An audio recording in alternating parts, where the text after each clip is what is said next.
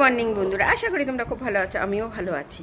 তাহলে আমি সকালবেলা উঠে অনেক কাজ করে নিয়েছি। আজকে কোনো ডাস্টের কাজ করিনি, কেন আমি এক জায়গায় যাব, সেটা তোমাদের এখন বলিনি। আমি বেরিয়ে গিয়ে তোমাদেরকে বলবো আমি কোথায় গেছি।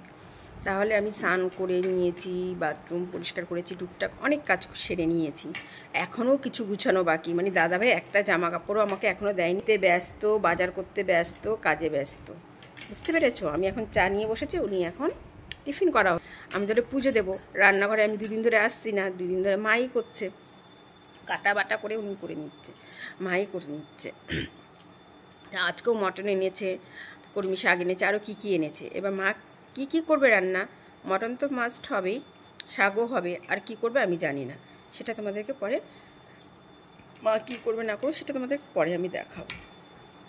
তাহলে চল, আমি পুজো দিয়ে আমাকে এখনও লাগেজ গুছাতে হবে, একদম ফাইনালি গুছিয়ে রেখে দিতে হবে, কেন আমি বিকালবেলায় বেরিয়ে যাব, আর সময় নেই।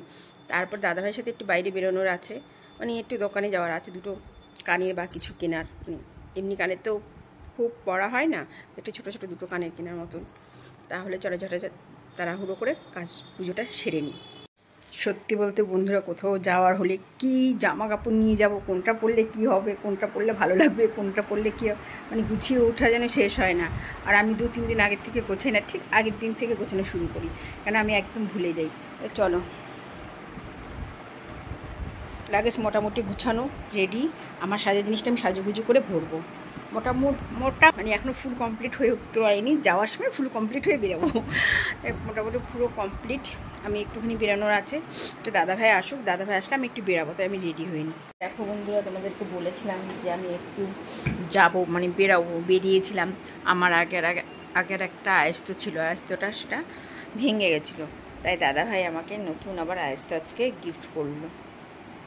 আমি বলছিলাম যে চলো আমাকে একটা আয়স্ত দেওয়া যাক, তাই পুরীতে যাবো, তাই এমনি আমাকে তোমার দেবে করে দেওয়া হচ্ছিল না, একটু জিদ করলাম বলে আজকেই পেয়ে গেলাম। তুমি দাও, এক হাতে দিলে চুড়ি পরা যায়, 2 হাতে দিলে চুড়ি পরতে হয়। শাখাটা বেশি পরি না, যে তা না পরি, কিন্তু আমার লোহাটা এক হাতে থাকাটাই বেশি ভালো লাগে। লোহা নেই, কতদিন দিন হয়ে গেছে, লোহা ছাড়া ভালো লাগে না। আর এমনি আছে লোহা, কিন্তু ওই লোহাটা সবসময় ইউজ করাটা ঠিক ভালো মানে হয় না। তাই এটা এনে দিয়েছে দাদাভাই, তোমরা দেখে প্লিজ আমাকে কমেন্ট করে জানিও কীরকম হয়েছে। দাদাভাই গিফট করলো। চলো, আমি রেডি হয়ে নিই, আবার বেরোনোর সময় চলে এসছে। পুরো রেডি হয়ে গেছে, যেহেতু রাতে ট্রেনে জার্নি, তাই খুব সিম্পলের ওপরে পরে নিয়েছি। তাই চলো, একদম রেডি হয়ে তৈরি হয়ে নিয়েছি। দেখো সাজুগুজু রেডি, গুছানো গাছানো একদম রেডি। এই যে সব একদম গুছানো গাছানো সব রেডি।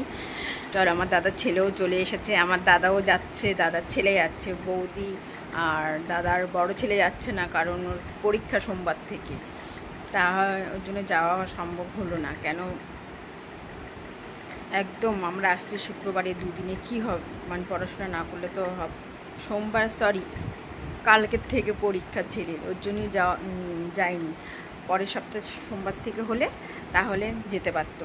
তাই যাই হোক হয়ে গেছে, এবার যাবে, দুটাকে দেখে রাখতে হবে, একটা বড় টেনশান। যাই হোক, ছোটো ছোটো ছেলে মেয়ে তো সব বড়ো হয়ে গেছে, আবার যাই হোক ঠিক থেকে যাবে। তাই চলো রওনা হই।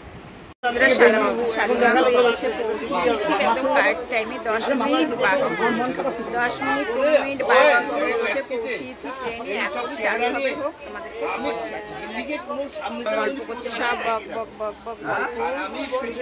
জনরা। চলো তাহলে পরে তোমাদেরকে শেয়ার করছি। এখন সবাই মিলে বসে গল্প হচ্ছে, দেখেছো? ওই দেখো সাজুগুজু করে চলে এসছে, এই দিদিরই আবার বোন, সব আমরা সবই বন্ধু, যে পিসি। চলো, সব আছে আমাদের আশেপাশে, সব বসে আছে। এটা হচ্ছে একটা দাদা, একটা দাদার ছেলে, ওই দেখো সব, এটা হচ্ছে পাশে সব আছে দাদা, ওরা রয়েছে, আমরা এদিকে বসে আছি। চলো এখন গল্প হোক, খাওয়া দাওয়া হবে। চা খেলাম, লিকার চা, দুধ চা পাওয়া যাবে না এখানে, এরকম একটা ব্যাপার আছে। পাওয়া গেলে খাওয়া হবে, কিন্তু এই মুহূর্তে লিকার চাই চলবে। চলো চা খেয়ে খাওয়া কমপ্লিট। Good night, by.